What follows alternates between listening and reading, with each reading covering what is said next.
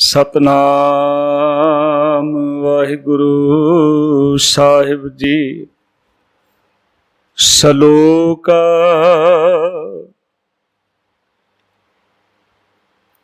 सरगुण निर्गुण निरंकार, सुन समाधि आप अपन किया नानका, आपे ही फिर जाप।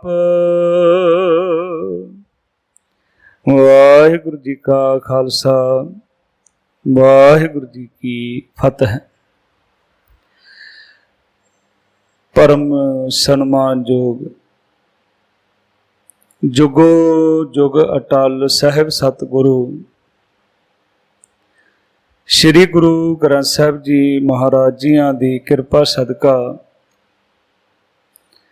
लड़ीवार श्री सुखमनी साहिब जी दी पावन पवित्र बाणी दी विचार सतगुरु जी दी किरपा नाल आप जी सरवण कर रहे हो। गुरु प्यारिओ, अज 21वीं अष्टपदी दी आपां विचार सांझी करनी है।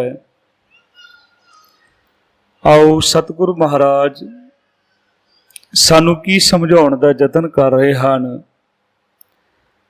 पहला सलोक दे विच सतगुरु जी बख्शिश कर रहे हैं। सलोक सरगुण निर्गुण निरंकार, सुन समाधि आप। वो परमात्मा अकाल पुरख जिहदे बारे कई गल्लां प्रसिद्ध कर दित्तियां गईयां कि मनुखां दे कर्मां दे मुताबक संसार की उत्पत्ति हुई है। किसी ने कुछ आख्या, किसी ने कुछ आख्या है, पर सतगुरु महाराज इत्थे कृपा कर रहे हैं कि जिस वेले परमात्मा ही सी उही संसार की रचना करने वाला है ते संसार का विनाश करता भी उही है। उस सरगुण रूप दे विच भी है, निर्गुण रूप दे विच भी है। सरगुण भाव सारियां दे विच परमात्मा है, निर्गुण परमात्मा तिन्हां गुणां तो अलग है। निरंकार का अर्थ है आकार कोई नहीं है, उसका निराकार है। सरगुण निर्गुण निरंकार, सुन समाधि आप। वो अफुर अवस्था दे विच विचर रहा सी। आपन किया नानका, उसने आप ही ये संसार जगत पैदा किया है ते जगत विच बैठ के आप ही अपना जाप कर रहा है। आपन किया नानका, आपे ही फिर जाप। अष्टपदी जब आकार यह कछ ना दृष्टेता, आकार कहते स्वरूप शकल, दृष्टेता दिसदा नहीं सी। जिस वेले आ संसार नहीं सी, परमात्मा तो उस वेले भी सी। जिहड़े लोग समझते हैं कि शायद जीवां दे कर्मां करके परमात्मा रचना कर रहा, सतगुरु कहते जिस वेले परमात्मा सी उस वेले कुछ भी नहीं सी, उही पैदा करना। अगे जवाब भी देंगे गुरु साहब महाराज, कहते जदों आकार नहीं सी, स्वरूप नहीं सी, शकल नहीं सी, कुछ भी दिख नहीं सी रहा सी, फिर पाप पुण्य तब कहते होता। भी किसी ने किसी नाल बुरा करता कहते पापी है, किसी ने किसी का चंगा कर दिता कहते पुण्य है। तो जब है ही कुछ नहीं सी, परमात्मा ने बनाए कुछ नहीं सी, ते पाप पुण्य कित्थों पैदा हो गए। पाप पुण्य तब कहते होता जब धारी आपन, सुन समाध। जदों आप ही अफुर अवस्था विच समाधि ला के बैठा सी, तब बैर विरोध किस संग कमात। हुण बैर विरोध तो आप उहदे नाल कर सकते, दूसरे नाल कर सकते हैं ना, या दूसरा है ही कोई नहीं सी, फिर बैर विरोध कित्थों होना सी।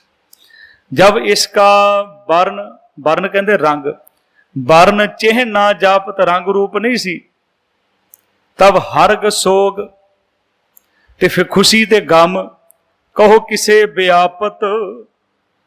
जब आपन आप आप पार ब्रह्म, जद परमात्मा अपने विच आप ही सी, आप ही अपने विच होंद विच सी, तब मोह कहाँ किश होवत भरम। फिर मोह की गल कित्थों आ गई, भरम की गल कित्थों आ गई। आपन खेल आप वरतीजा, वरतीजा कहते वरताया, ये अपना खेल परमात्मा ने आप वरताया। नानक करने हार ना दूजा, करने हार दूसरा नहीं, रब एक है। ये सिख नूं तां हमेशा याद रखनी चाहिए गल, रब दो नहीं हैं,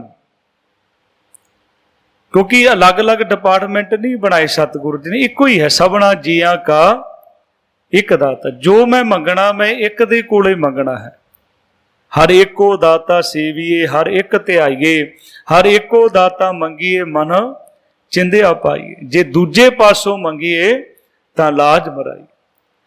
ते सब कहते एक है, नानक करने हार ना दूजा, जब होवत प्रभ केवल धनी। धनी कहते मालक, जदों सिर्फ वो अकाल पुरख ही मालक सी, तब बंद मुकत कहो किसको गणी। फिर काहदी गिणती करिए कि कोई बंधना दे विच सी, कोई मुक्ति दे विच सी, कोई बंधना तो मुक्त सी।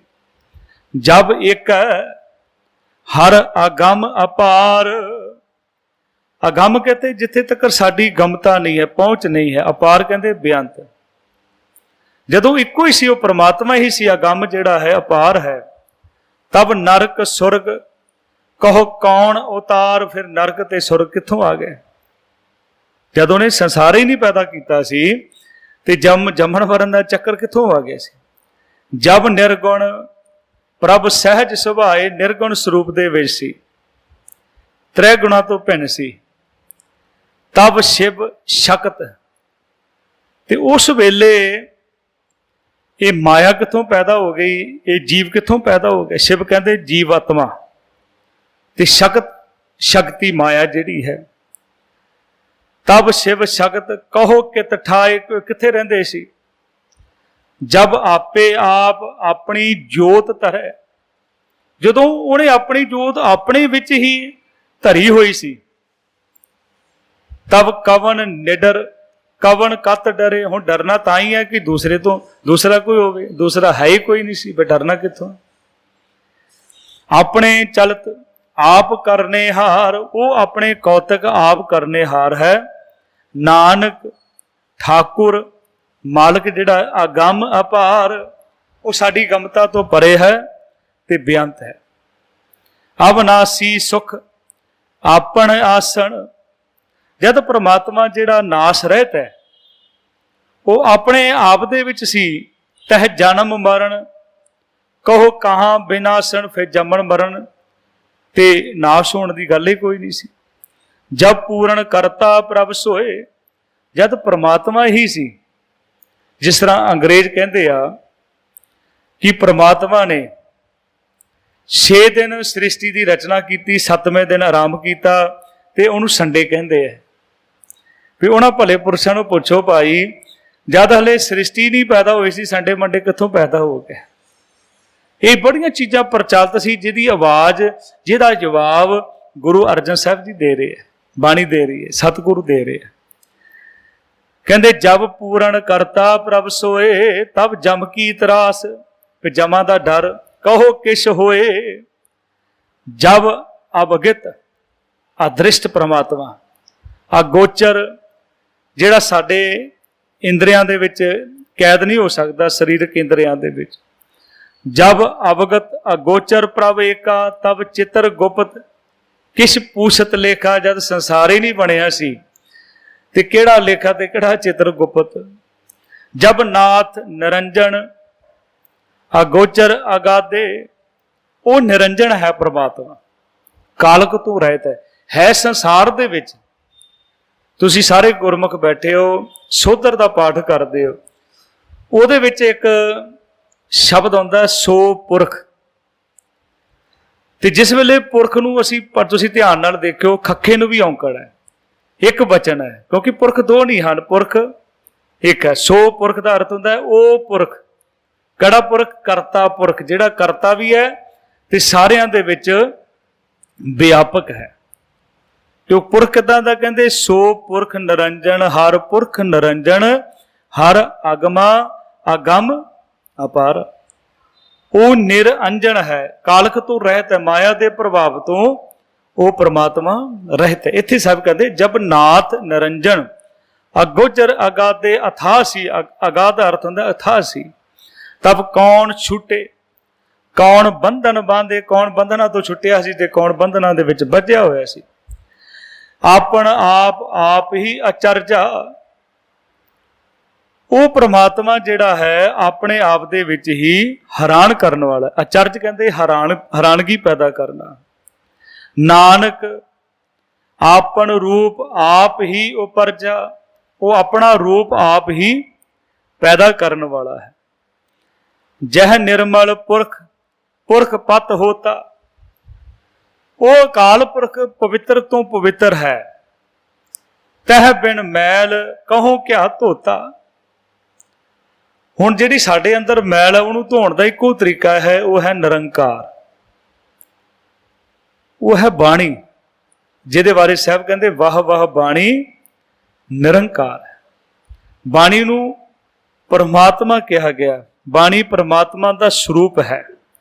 ਜੈ ਨਿਰਮਲ ਪੁਰਖ ਪੁਰਖ ਪਤ ਹੋਤਾ, ਤਹ ਬਿਨ ਮੈਲ ਕਹੂੰ ਕਿਆ ਧੋਤਾ। ਜੈ ਨਿਰੰਜਨ ਨਿਰੰਕਾਰ ਨਿਰਵਾਣ। ਨਿਰਵਾਣ ਕਹਿੰਦੇ ਵਾਸ਼ਨਾ ਤੋਂ ਰਹਿਤ। ਉਹ ਪ੍ਰਮਾਤਮਾ ਕਾਲ ਪੁਰਖ ਜਿਹੜਾ ਕਾਲਕ ਤੋਂ ਰਹਿਤ ਹੈ, ਮਾਇਆ ਦੇ ਪ੍ਰਭਾਵ ਤੋਂ ਰਹਿਤ ਹੈ, ਜੋ ਆਕਾਰ ਤੋਂ ਰਹਿਤ ਹੈ, ਜੋ ਵਾਸ਼ਨਾ ਤੋਂ ਰਹਿਤ ਹੈ। ਜਦ ਉਹੀ ਸੀ ਤੇ ਫਿਰ ਸਾਹਿਬ ਕਹਿੰਦੇ ਤੋ ਕੌਣ ਕੋ ਮਾਣ ਕੌਣ ਅਭਮਾਨ। ਵੀ ਕਿਹੜਾ ਫਿਰ ਆਦਰ ਸਤਕਾਰ ਦੇ ਵਿੱਚ ਸੀ, ਕਿਹੜਾ ਹੰਕਾਰ ਦੇ ਵਿੱਚ ਸੀ। ਵੀ ਸੰਸਾਰ ਤਾਂ ਬਣਿਆ ਕੋਈ ਨਹੀਂ ਸੀ। ਜਹ ਸਰੂਪ ਕੇਵਲ ਜਗਦੀਸ਼।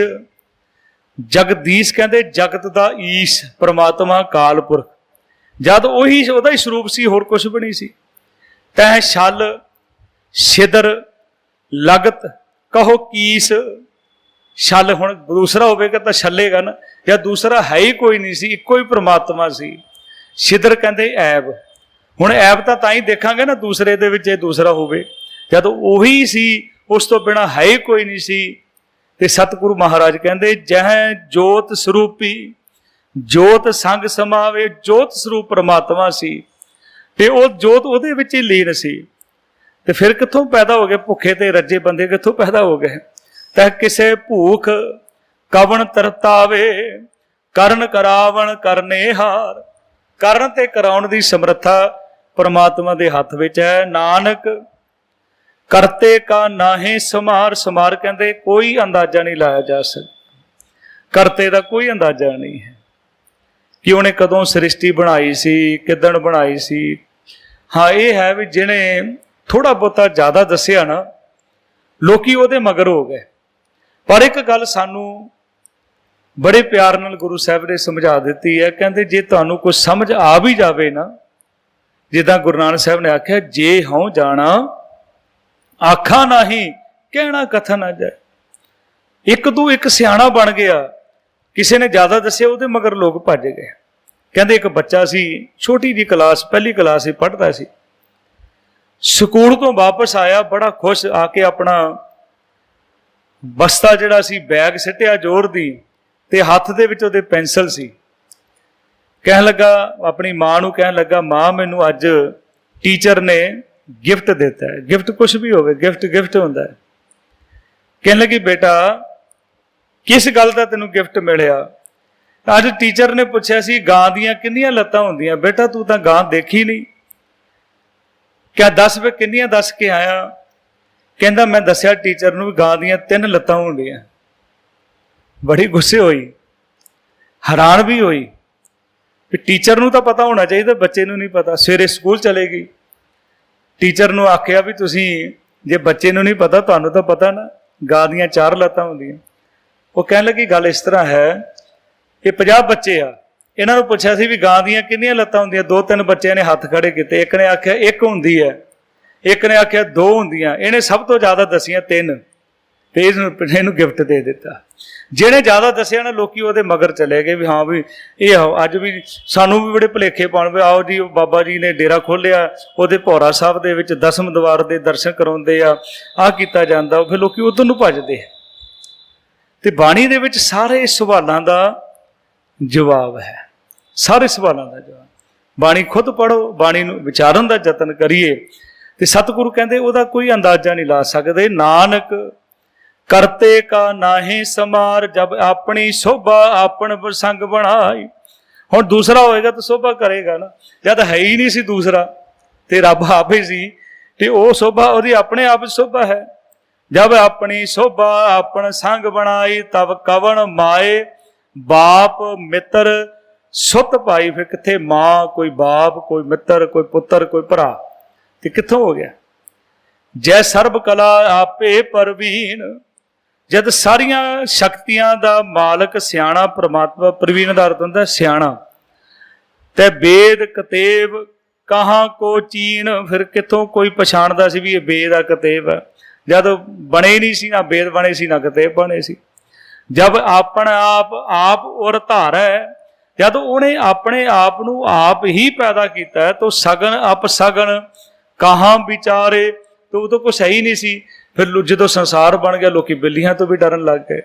ਅੱਜ ਮੰਗਲਵਾਰ ਹੈ, ਅੱਜ ਸ਼ਨੀਵਾਰ ਹੈ, ਅੱਜ ਵੀਰਵਾਰ ਹੈ, ਬੜੇ ਭੁਲੇਖੇ ਪੈ ਗਏ। ਅੰਮ੍ਰਿਤ ਛਕਿਆ ਹੁੰਦਾ, ਕਿਰਪਾਨਾਂ ਪਾਈਆਂ ਹੁੰਦੀਆਂ ਜੀ, ਬਿੱਲੀ ਰਸਤਾ ਕੱਟ ਗਈ। ਅੱਜ ਸ਼ਨੀਵਾਰ ਆ, ਅੱਜ ਆਹ ਕੰਮ ਨਹੀਂ ਕਰਨਾ। ਸਰਾਧਾਂ ਦੇ ਵਿੱਚ ਸਿੱਖ ਵਿਆਹ ਨਹੀਂ ਕਰਦੇ, ਬਾਣੀ ਜ਼ਰੂਰ ਪੜ੍ਹੀ ਜਾਂਦੇ ਆ, ਬਾਣੀ ਸਿੱਖ ਵੀ ਪੜ੍ਹੀ ਜਾਂਦੇ ਆ, ਸਹਿਜ ਪਾਠ ਕਰਦੇ ਆ, ਅਖੰਡ ਪਾਠ ਕਰਾਉਂਦੇ ਆ, ਰੋਜ਼ ਪੜ੍ਹਦੇ ਆ ਕਿ ਉਹ ਪ੍ਰਮਾਤਮਾ ਨੇ ਹੀ ਸਭ ਕੁਝ ਬਣਾਇਆ। ਪਰ ਫਿਰ ਵੀ ਭਰੋਸਾ ਨਹੀਂ ਹੈ, ਪਰੇ ਵੀ ਭਰੋਸਾ ਨਹੀਂ ਹੈ।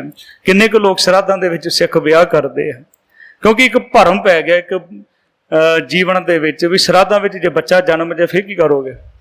ਤੇ ਉਹ ਸਾਨੂੰ ਸਤਿਗੁਰੂ ਮਹਾਰਾਜ ਨੇ ਬਹੁਤ ਕਿਰਪਾ ਸੀ ਵੀ ਸਗਨ ਅਪਸਗਨ ਦੇ ਵਿੱਚ ਹੀ ਫਸੇ ਹੋਏ ਆ।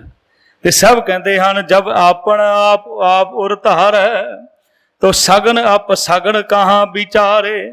ਜੇ ਆਪਣ ਊਚ ਆਪਣ ਆਪ ਨੇਰਾ, ਜਦ ਆਪ ਹੀ ਉੱਚਿਆਂ ਵਿੱਚ ਨੇੜੇ ਸਭ ਕੁਝ ਆਪ ਹੀ ਸੀ, ਤਬ ਕੌਣ ਠਾਕੁਰ ਕੌਣ ਕਹੀਏ ਚੇਰਾ। ਫਿਰ ਕੌਣ ਮਾਲਕ ਤੇ ਕੌਣ ਸੇਵਕ ਹੈ।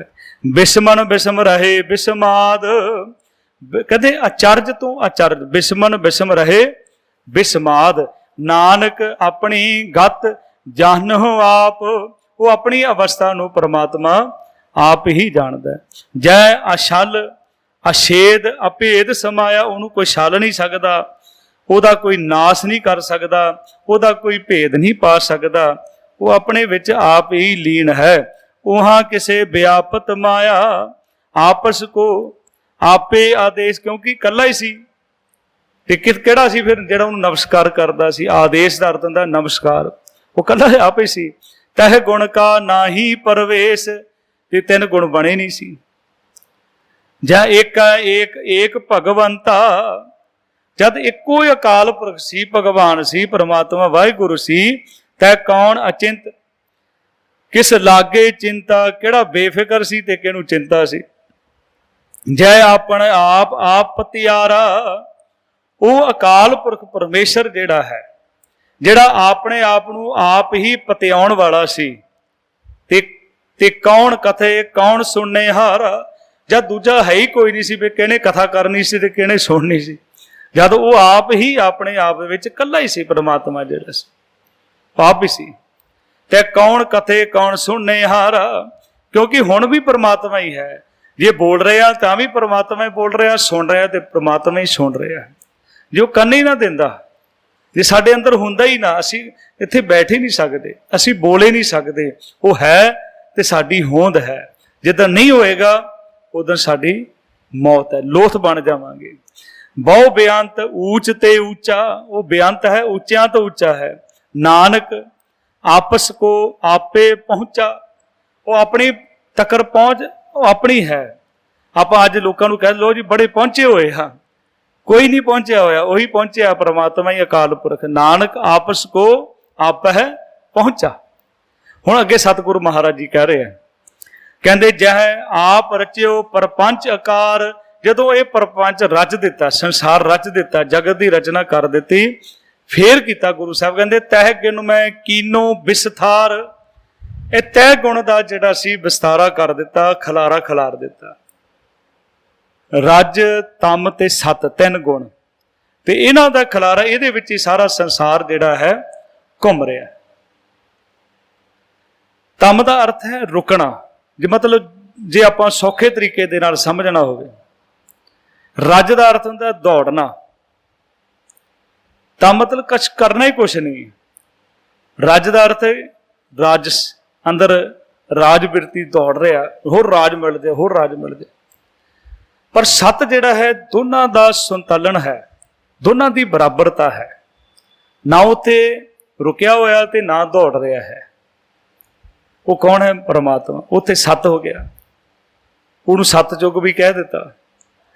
ਉਹ ਪਰਮਾਤਮਾ ਨੇ ਹੀ ਇਹ ਗੁਣ ਪੈਦਾ ਕਰਕੇ ਸੰਸਾਰ ਬਣਾ। ਤੁਹਾਨੂੰ ਤਮੋ ਗੁਣੀ ਵੀ ਮਿਲ ਜਾਣਗੇ, ਰਜੋ ਗੁਣੀ ਵੀ ਮਿਲ ਜਾਣਗੇ, ਸਤੋ ਗੁਣੀ ਵੀ ਸੰਸਾਰ ਦੇ ਵਿੱਚ ਬੰਦੇ ਮਿਲ ਜਾਣਗੇ, ਜਿਹੜੇ ਨਾ ਜ਼ਿਆਦਾ ਦੌੜਦੇ ਆ ਨਾ ਰੁਕਦੇ ਆ, ਕਈ ਰੁਕੇ ਹੋਏ ਆ, ਕਈ ਦੌੜੀ ਜਾਂਦੇ ਆ।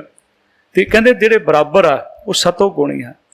ਤਹਿ ਗੁਣ ਮੈਂ ਕੀਨੋ ਵਿਸਤਾਰ, ਪਾਪ ਪੁਣ ਤੈ ਭਈ ਕਹਾਵਤ।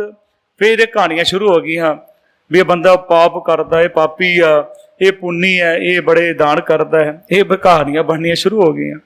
ਕਉ ਨਰਕ, ਕਉ ਸੁਰਗ ਮਸ਼ਾਵਤ, ਤੇ ਕਿਹਾ ਵੀ ਇਹ ਫਲਾਨੀ ਜਗ੍ਹਾ ਨਰਕ ਹੈ, ਇਹ ਸੁਰਗ ਹੈ, ਇਹ ਚੀਜ਼ਾਂ ਬਣ ਗਈਆਂ। ਆਲ ਜਾਲ, ਘਰ ਦੇ ਕਲੇਸ਼ ਜਿਹੜੇ ਆ, ਮਾਇਆ ਜੰਜਾਲ, ਇਹ ਮਾਇਆ ਦਾ ਜੰਜਾਲ ਜਿਹੜਾ ਸੀ ਇਹ ਸਾਰਾ ਕੁਝ ਬਣ ਗਿਆ।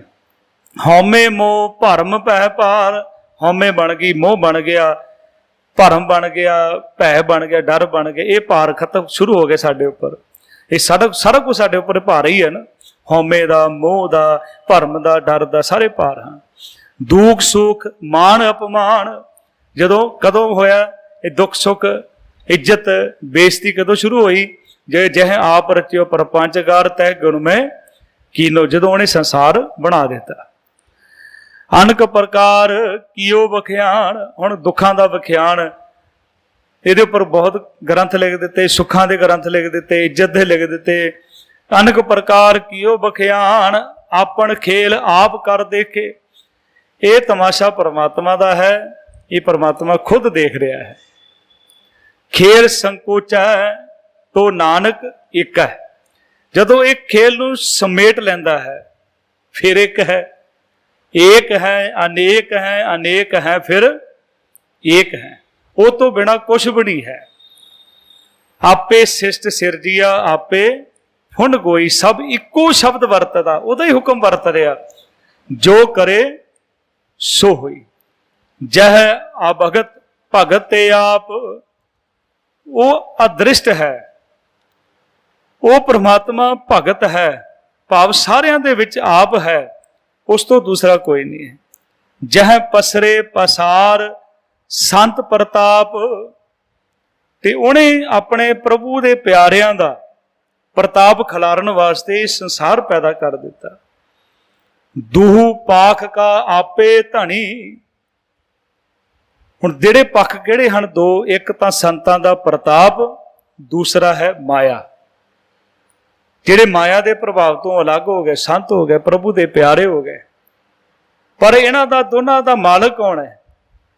ਦੋਹ ਪਾਖ ਕਾ ਆਪੇ ਧਣੀ, ਉਨਕੀ ਸੋਭਾ ਉਨਹੂ ਬਣੀ। ਉਹਨਾਂ ਦੀ ਜਿਹੜੀ ਸੋਭਾ ਹੈ ਨਾ, ਉਹ ਪਰਮਾਤਮਾ ਤੋਂ ਹੀ ਬਣ ਰਹੀ ਹੈ। ਆਪੇ ਕੌਤਕ ਕਰੇ ਆਨੰਦ ਚੋਜ, ਆਪ ਹੀ ਸਾਰੇ ਕੌਤਕ ਕਰ ਰਿਹਾ, ਆਨੰਦ ਕਰ ਰਿਹਾ, ਤਮਾਸ਼ੇ ਕਰ ਰਿਹਾ। ਆਪੇ ਰਸ ਭੋਗਣ ਨਿਰਜੋਗ, ਉਹ ਸਾਰੇ ਰਸ ਭੋਗਣ ਵਾਲਾ ਵੀ ਆਪ ਹੈ ਤੇ ਸਾਰਿਆਂ ਤੋਂ ਨਿਰਲੇਪ ਵੀ ਆਪ ਹੈ, ਕਿਉਂਕਿ ਸਾਰਾ ਸੰਸਾਰ ਉਹਨੂੰ ਗਾ ਰਿਹਾ ਹੈ। ਮੈਂ ਜਿੱਦਾਂ ਬੇਨਤੀ ਕੀਤੀ ਹੈ ਨਾ, ਉਹ ਪੁਰਖ ਹੈ। ਪੁਰਖ ਦਾ ਅਰਥ ਹੈ ਉਹ ਪਰਮਾਤਮਾ ਵਿਆਪਕ ਹੈ, ਸੰਸਾਰ ਦੇ ਵਿੱਚ ਹੈ, ਪਰ ਸੰਸਾਰ ਤੋਂ ਨਿਰਲੇਪ ਹੈ। ਸੋ ਪੁਰਖ ਨਿਰੰਜਨ ਹਰ ਪੁਰਖ ਨਿਰੰਜਨ ਹਰ ਅਗਮਾ ਆਗਮ ਅਪਾਰਾ ਸਭ ਧਿਆਵੈ ਤੁਧ ਜੀ ਹਰ ਸੱਚੇ ਸਿਰਜਣਾ। ਸਭ ਜੀ ਤੁਮਾਰੇ ਜੀ ਤੂੰ ਜੀਆਂ ਕਾ ਦਾਤਾ। ਹਰ ਧਿਆਵੋ ਸੰਤੋ ਜੀ ਸਭ ਦੁਖ ਵਿਸਾਰਨ ਹਰ। ਉਹ ਸਾਰਿਆਂ ਦੇ ਵਿੱਚ ਆਪ ਹੈ। ਤੇ ਸਾਹਿਬ ਮਹਾਰਾਜ ਕਹਿੰਦੇ ਭਾਈ ਉਹ ਬੈਠ ਕੇ ਰਸ ਭੋਗ ਵੀ ਰਿਹਾ ਹੈ ਤੇ ਸੰਸਾਰ ਤੋਂ ਨਿਰਲੇਪ ਵੀ ਹੈ। ਆਪੈ ਰਸ ਭੋਗਨ ਨਿਰਜੋਗ ਜਿਸ ਭਾਵੈ। ਜਿਹੜਾ ਉਹਨੂੰ ਭਾ ਜਾਂਦਾ ਹੈ ਤਿਸ ਆਪਣ ਨਾਏ ਲਾਵੈ, ਉਹਨੂੰ ਆਪਣੇ ਨਾਮ ਦੇ ਨਾਲ ਜੋੜ ਲੈਂਦਾ ਹੈ। ਜਿਸ ਭਾਵੈ ਤਿਸ ਖੇਲ ਖਿਲਾਵੈ, ਕਈਆਂ ਨੂੰ ਫਿਰ ਤਮਾਸ਼ੇ ਵਿੱਚ ਲਾ ਦਿੰਦਾ ਹੈ। ਜਾਓ ਭਾਈ ਤੁਸੀਂ ਖੇਡੋ। ਉਹ ਸਾਰੀ ਜ਼ਿੰਦਗੀ ਖੇਡਦੇ ਰਹਿੰਦੇ ਆ, ਖਿਡੌਣਿਆਂ ਨਾਲ ਹੀ ਖੇਡਦੇ ਰਹਿੰਦੇ ਆ।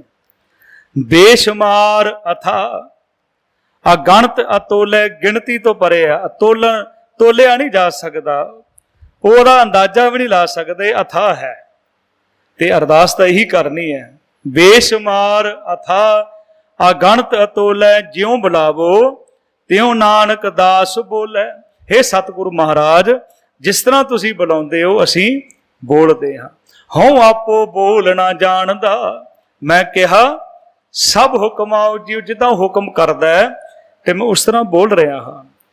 ਤੇ ਸਾਹਿਬ ਮਹਾਰਾਜ ਨੇ ਬੜੀਆਂ ਉਦਾਹਰਨਾਂ ਦਿੱਤੀਆਂ। ਕਹਿੰਦੇ ਜੈਸੀ ਮੈਂ ਆਵੇ ਖਸਮ ਕੀ ਬਾਣੀ ਤੈਸੜਾ ਕਰੀ, ਗਿਆਨ ਵੇ ਲਾਲੋ। ਕਹਿੰਦੇ ਮੈਂ ਨਹੀਂ ਬੋਲ ਰਿਹਾ, ਉਹ ਪ੍ਰਮਾਤਮਾ ਹੀ ਬੁਲਾ ਰਿਹਾ।